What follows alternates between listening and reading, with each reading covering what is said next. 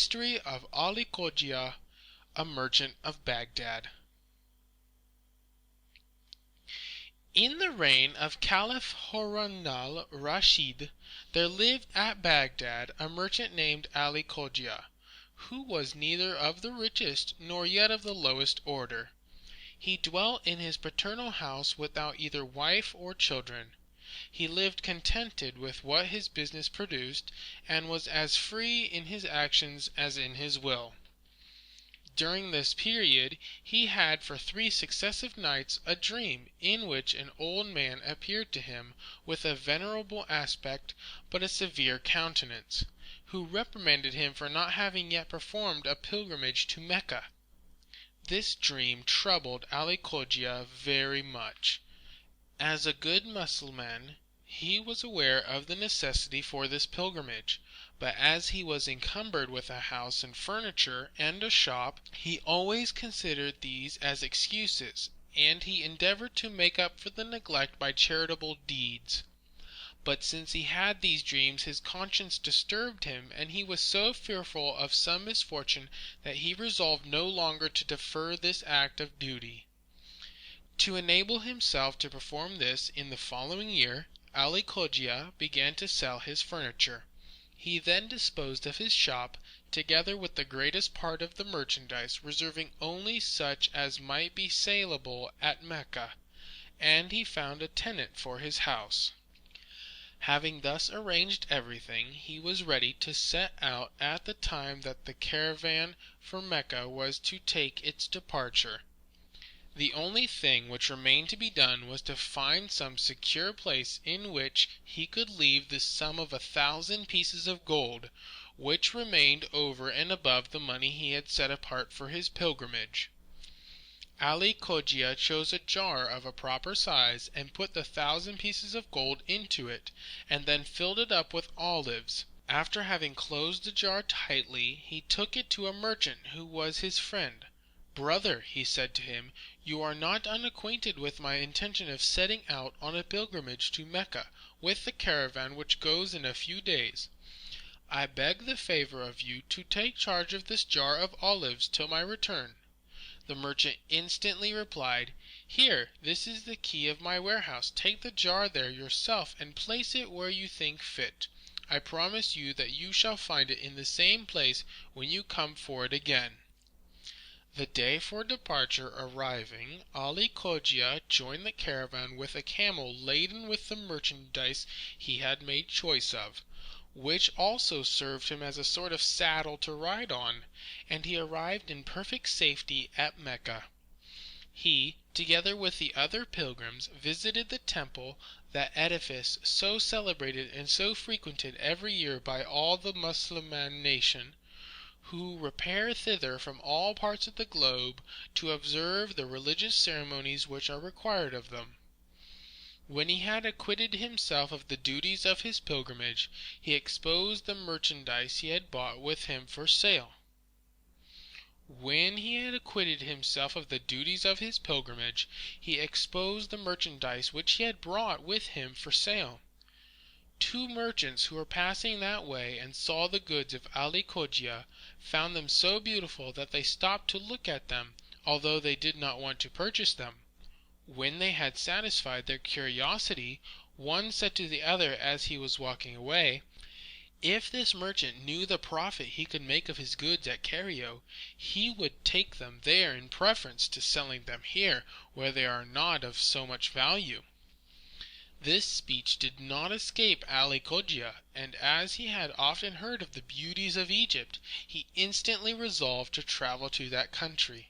Having therefore packed up his bales, he joined the caravan that was going to Cairo. When he arrived, he found it so much to his advantage that in a few days he had disposed of all his merchandise with much greater profit than he could possibly have expected. He then purchased other goods, intending to go to Damascus, and while he was waiting for the convenience of a caravan, which was to go in 6 weeks, he had not only visited everything that was worthy of his curiosity in Cairo, but also went to view the pyramids, extended his journey to some distance up the Nile, and inspected the most celebrated cities that are situated on its banks. As the caravan was passing through Jerusalem, Ali Cogia took the opportunity to visit the temple, which was considered by all Muslims as the most sacred after that of Mecca, and from which the place itself had obtained the title of the Holy City. Ali Cogia found the city of Damascus so delicious a spot, from the abundance of its streams, its meadows, and enchanting gardens, that everything he had read of its delights in different accounts of the place appeared to be far below the truth, and he was tempted to prolong his stay.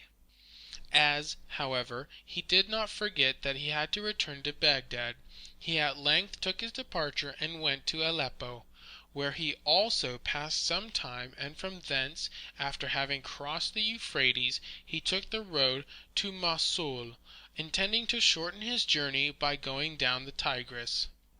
But when Ali Cogia had reached Mosul, the Persian merchants with whom he had traveled from Aleppo, and had formed an intimacy, gained so great an ascendancy over his mind by their obliging manners and agreeable conversation, that they had no difficulty in persuading him to accompany them to Shiraz, from whence it would be easy for him to return to Bagdad, and with considerable profit. They took him through the cities of Sotiana, Rekom, Keshan, Ispahan, and then to Shiraz, where he was induced to go with them to India, and then return again to Shiraz. In this way, reckoning also the time, Ali Cogia resided in each city, and was now nearly 7 years since he had quitted Bagdad, and he determined to return. Till this period, the friend whom he had entrusted the jar of olives before he left the city had never thought more of him or his jar. At the very time that Ali Cogia was on his return with a caravan from Shiraz, one evening, as his friend the merchant was at supper with his family, the conversation by accident turned upon olives, and his wife expressed a desire of eating some, adding that it was a long time since any had been produced in her house. "Now you speak of olives," said the merchant, "you remind me that Ali Cogia, when he went to Mecca 7 years since, left me a jar of them, which he himself placed in my warehouse, that he might find them there on his return. But I do not know what has become of Ali Cogia. Someone, it is true, on the return of the caravan told me that he was gone into Egypt. He must have died there, as he has never returned in the course of so many years. We may surely eat the olives if they are still good. Give me a dish and a light, and I will go and get some, that we may taste them." "In the name of God," replied the wife, "do not, my dear husband, commit so disgraceful an action. You well know that nothing is so sacred as a trust of this kind. You say that it is 7 years since Ali Cogia went to Mecca, and he has never yet returned. But you were informed that he has gone into Egypt. How can you ascertain that he has not gone still further? Is it enough that you have received no intelligence of his death? He may return tomorrow or the day after tomorrow. Consider how infamous it would be for you as well as your family, if he were to return, and you could not restore the jar into his hands in the same state as when he entrusted it into your care. For my part, I declare that I neither wish for any of these olives, nor will eat any of them. What I said was merely by way of conversation. Besides, do you suppose that after so long a time the olives can be good? They must be spoiled. And if Ali Cogia returns, as I have foreboding that he will, and he perceives that you have opened the jar, what opinion will he form of your friendship and integrity? I conjure you to abandon your design." This good woman argued at length, because she saw by her husband's countenance that he was resolved to have his own way.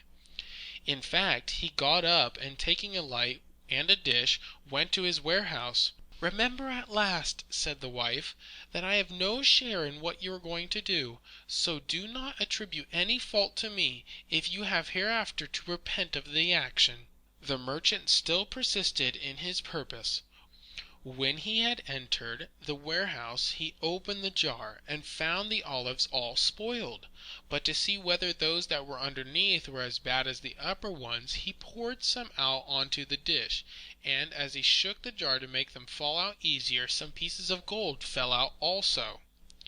At the sight of this money the merchant, who was naturally avaricious, looked into the jar and perceived that he had emptied almost all the olives into the dish, and what remained were money in pieces of gold.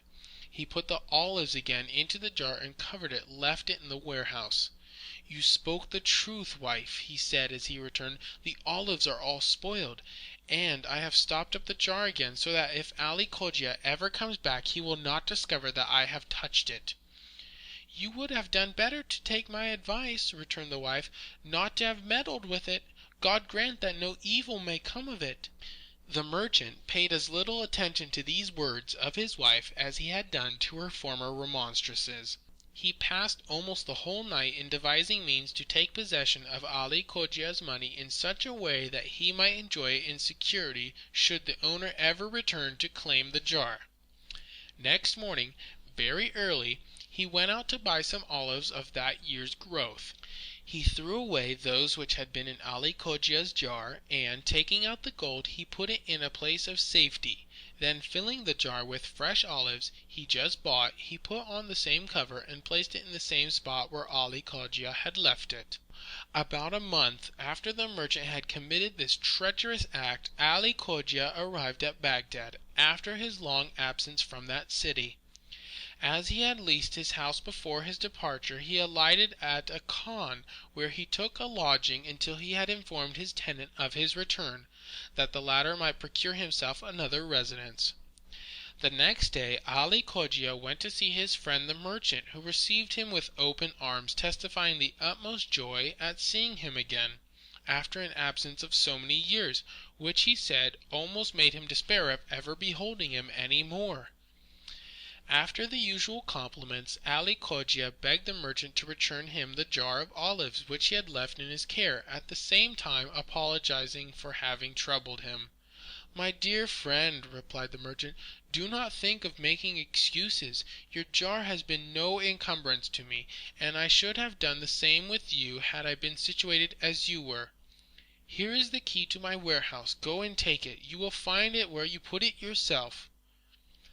Ali Cogia went to the warehouse and took out the jar, and having given the key to the merchant, he thanked him for the favor he had done him, and returned to the khan where he lodged. He opened the jar, and thrusting his hand in the depth where he supposed the 1,000 pieces of gold might be, he was extremely surprised to find at not feeling them. He thought he must be deceived, and to relieve his doubts he took out some of the dishes and other utensils of the travelling kitchen, and emptied out all the olives without finding one single piece of money. He was motionless with astonishment, and raising his eyes and hands towards heaven, "It is possible," he at length exclaimed, "that a man whom I considered as a friend could be capable of so flagrant a breach of trust?" Ali Cogia, exceedingly alarmed at the idea of so considerable a loss, returned to the merchant. "My good friend," said he, "do not be surprised that I returned to you so quickly. I confess that I knew the jar of olives which I just now took out of your warehouse to be mine, but I had put 1,000 pieces of gold in it with the olives, and these I cannot find. Perhaps you have wanted them in your trade, and have made use of them. If that be the case, they are much at your service. I only beg you to relieve my fears and give me some acknowledgment for them. After this you will return them to me whenever it may be most convenient." The merchant, who expected Ali Cogia to return to him, had prepared an answer. "My friend," replied he, "when you brought me the jar of olives, did I touch it? Did I not give you the key to my warehouse room? Did you not deposit it there yourself? And did you not find it in the same place where you put it exactly in the same state and covered it in the same manner? If you put money in it, there you must find it. You told me it contained olives, and I believed you. This is all I know about the matter. You may believe me or not, as you please, but I assure you I have not touched it."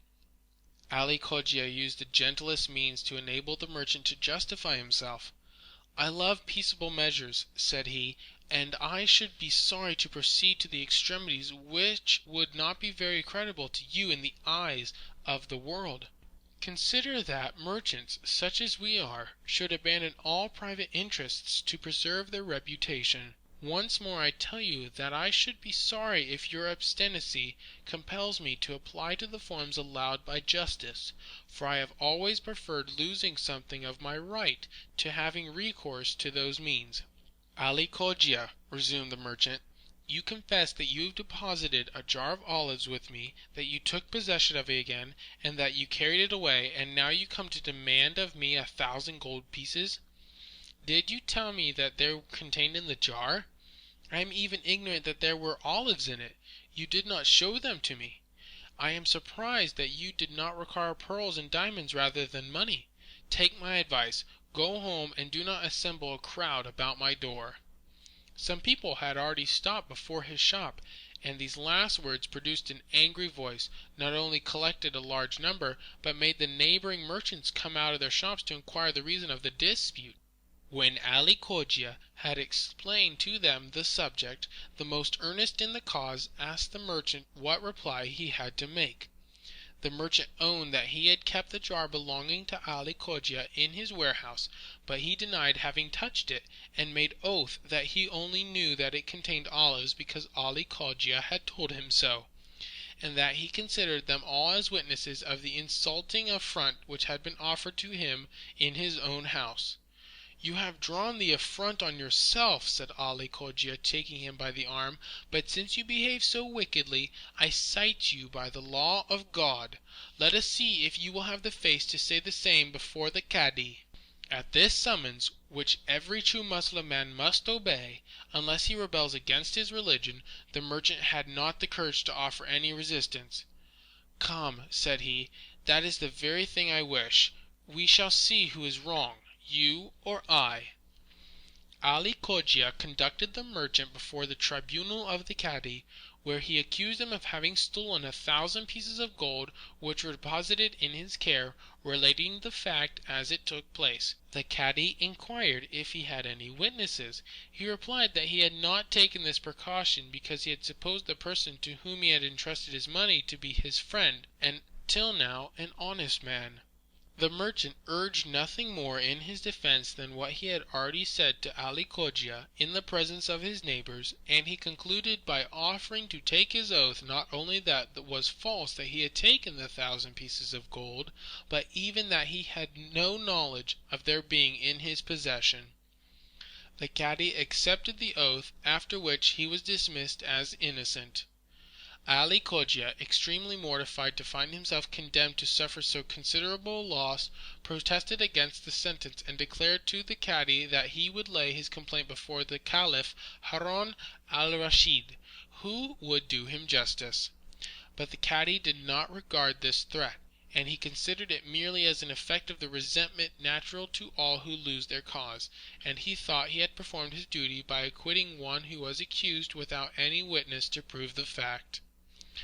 While the merchant was triumphing in his success over Ali Cogia, and indulging his joy at having made so good a bargain over 1,000 pieces of gold, Ali Cogia went to draw up a petition. The next day, having chosen the time when the Caliph would return from midday prayer, he placed himself in a street which led to the mosque, and when he passed, held out his hand with the petition. An officer to whom this function belonged, who was walking before the Caliph, instantly left his place and came to take it, that he might present it to his master.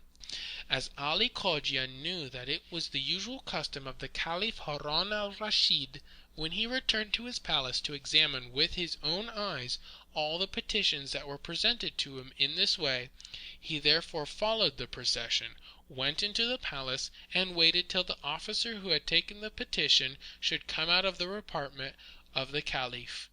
When he made his appearance, he told Ali Cogia that the Caliph had read his petition and appointed the following day to give him an audience, and having inquired of him where the merchant lived, he sent to give him notice to attend the next day at the same time. On the evening of the same day, the Caliph, with the Grand Vizier Giafar and Mesrour, the chief of the eunuchs, all three disguised in the same manner, went to make his usual excursions into the city, as was his custom frequently to do. In passing through the streets the Caliph heard a noise. He hastened his pace and came to a door which opened into a court, where 10 or 12 children, who had not gone to rest, were playing by moonlight, as he perceived by looking through a crevice. The Caliph, feeling some curiosity to know what these children were playing at, sat down on a stone bench, which was placed very conveniently near the door, and as he was looking at them through the crevice, he heard one of the most lively and intelligent among them say to the others, "Let us play at the caddy. I am the caddy.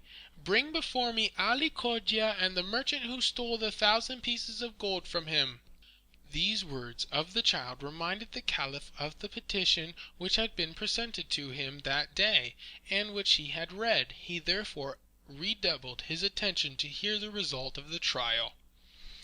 As the affair between Ali Cogia and the merchant was a new thing, and much talked of in the city of Bagdad, even among the children, the rest of this youthful party fully agreed to the proposal, and each chose the character he would perform. No one disputed the part of the caddy with him who had made choice of it, and when he had taken his seat with all the pomp and gravity of a caddy, another, personating the officer who attends the tribunal, presented 2 others to him, one whom he called Ali Cogia, and the other the merchant against whom Ali Cogia preferred his complaint. The pretended caddy then addressed the feigned Ali Cogia. "Ali Cogia," he said, "what do you require of this merchant?" He who personated this character then made a low bow, and informed the caddy of the facts, and concluded by beseeching him to be pleased to interpose his authority to prevent his sustaining so considerable a loss. The feigned caddy, after having listened to Ali Cogia, turned to the merchant and asked him why he did not return to Ali Cogia the sum he demanded of him. This young merchant made use of the same arguments which the real one had alleged before the caddy of Bagdad, and also in the same manner asked him to suffer him to swear that what he said was the truth. "Not so fast," replied the pretended caddy. "Before we come to swearing, I should like to ask to see the jar of olives. Ali Cogia," he said, addressing the boy who acted this part, "have you brought the jar with you?" As the latter replied that he had not, he desired him to go and fetch it. Ali Cogia disappeared for a few minutes, and then returning, pretended to bring a jar to the caddy, which he said was the same that he had deposited with the merchant, and was now returned to him. Not to omit any of the usual forms, the caddy asked the merchant if he owned it to be the same jar, and the merchant proving by his silence that he could not deny it, he ordered it to be opened. The feigned Ali Cogia then made a motion as if he were taking off the cover, and the caddy that looking into the jar. "These are fine olives, let me taste," said he. Then pretending to take one to taste, he added, "They are excellent, but," continued he, "I think that olives which have been kept 7 years would not be so good. Order some olive merchants to be called, and let them give their opinion." 2 boys were then presented to him.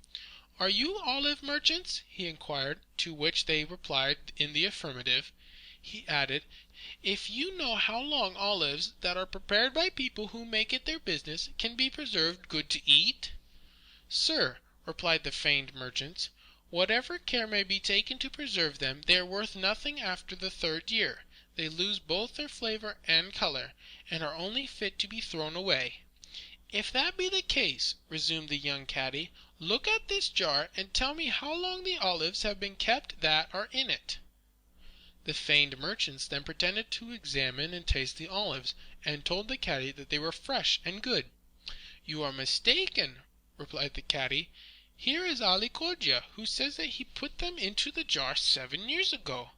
"Sir," said the merchants, "we can assure you that these olives are of this year's growth, and we will maintain that there is not a single merchant in Bagdad who will not be of the same way of thinking." The accused merchant was going to protest against this testimony of the elders, but the Cadi did not allow him time. "Silence!" he said. "Thou art a thief, and shalt be hanged." The children then clapped their hands, showing great marks of joy, and finished their game by seizing the supposed criminal and carrying him off as if to execution. It is impossible to express how much the Caliph Harun al-Rashid admired the wisdom and acuteness of the boy who had pronounced so just a sentence on the very case which was to be pleaded before him on the morrow. Taking his eyes from the crevice, he rose and asked the Grand Vizier, who had been attending to all that passed, if he had heard the sentence given by the boy, and what he thought of it. "Commander of the Faithful," replied Ghaffar, "I am astonished at the wisdom evinced by this boy at so early an age." "But," resumed the Caliph, "do you know that tomorrow I am to give my decision on this very affair, and that the true Ali Cogia has this morning presented a petition to me on the subject?" "So I understand from your Majesty," replied the Grand Vizier. "Do you think," said the Caliph, "that I can give a juster sentence than what we have now heard?" "If the affair be the same," returned the Grand Vizier, "it appears to me that your Majesty cannot proceed in a better manner, nor give any other judgment." "Notice well this house, then," said Caliph, "and bring me the boy tomorrow, that he may judge the same case in my presence. Order the Cadi, also, who acquitted the merchant, to be at the palace, that he may learn his duty from this child, and correct his deficiencies. I desire too that you will tell Ali Cogia to bring with him his jar of olives, and do you procure 2 olive merchants to be present at the audience." The Caliph gave this order as he continued his walk, which he finished without meeting with anything else to deserve his attention. On the morrow the Grand Vizier repaired to the house where the Caliph had been witness to the game the children had played at, and he asked to speak to the master of it. But he had been gone out, and was introduced to the mistress. He asked her if she had any children. She replied that she had 3, whom she brought to him. "My children," said he to them, "which of you acted the Cadi last night as you were playing together?" The eldest replied that it was he, and as he was ignorant of the reason for this question, he changed color. "My child," said the Grand Vizier, "come with me, the Commander of the Faithful wishes to see you." The mother was extremely alarmed when she saw that the Vizier was going to take away her son. "Sir," she said, "is it to take my son away entirely that the Commander of the Faithful has sent for him?" The Grand Vizier quieted her fears by promising that her son should be sent back in less than an hour, and that when he returned she would learn the reason for his being sent for, which would give her great pleasure. "If that be the case, sir," replied she, "permit me first to change his dress, that he may be more fit to appear before the Commander of the Faithful." And she immediately put on her son a clean suit. The Grand Vizier conducted the boy to the Caliph, presented him at the time appointed for hearing Ali Cogia and the merchant. The Caliph, seeing the child rather terrified, and wishing to prepare him for what he expected him to do, said to him, "Come here, my boy. Draw near. Was it you who yesterday passed sentence on the case of Ali Cogia and the merchant who robbed him of his gold? I both saw and heard you, and am very well satisfied with you." The child began to gain confidence, and modestly answered that it was he. "My child," resumed the Caliph, "you shall see the true Ali Cogia and the merchant today. Come and sit down next to me." The Caliph then took the boy by the hand and seated himself on his throne, and having placed him next to him, he inquired for the parties. They advanced, and the name of each was pronounced, as he touched with his forehead the carpet that covered the throne. When they had risen, the Caliph said to them, "Let each of you plead his cause. This child will hear and administer justice to you, and if anything be deficient, I will remedy it." Ali Cogia and the merchant each spoke in his turn, and when the merchant requested to be allowed to take the same oath that he had taken on his first examination, the boy answered that it was not yet time, for it was first necessary to inspect the jar of olives. At these words Ali Cogia produced the jar, placed it at the feet of the Caliph, and uncovered it. The Caliph looked at the olives and took one, which he tasted. The jar was then handed to some skillful merchants who had been ordered to appear, and they reported it was their opinion that the olives were good and of that year's growth. The boy told them Ali Cogia assured him that they had been in the jars 7 years, to which the real merchants returned the same answer which the children had feigned merchants had made in the preceding evening. Although the accused merchant plainly saw that the 2 olive merchants had thus pronounced his condemnation, yet he nevertheless attempted to allege reasons in his justification.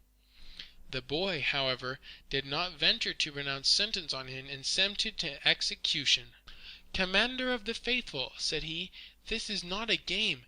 It is your majesty alone who can condemn to death seriously, and not I. I did it yesterday only in play." The Caliph, fully persuaded of the treachery of the merchant, gave him up to the ministers of justice to have him hung, and the sentence was executed after he had confessed where the 1,000 pieces of gold were concealed, which were then returned to Ali Cogia. This monarch, in short, so celebrated for his justice and equity, after having advised the Cadi who had passed the first sentence, and who was present, to learn from a child to be more exact in the performance of his office, embraced the boy, and sent him home again with a purse containing 100 pieces of gold, which he ordered to be given to him as proof of his liberality. End of chapter 16. The History of Ali Cogia.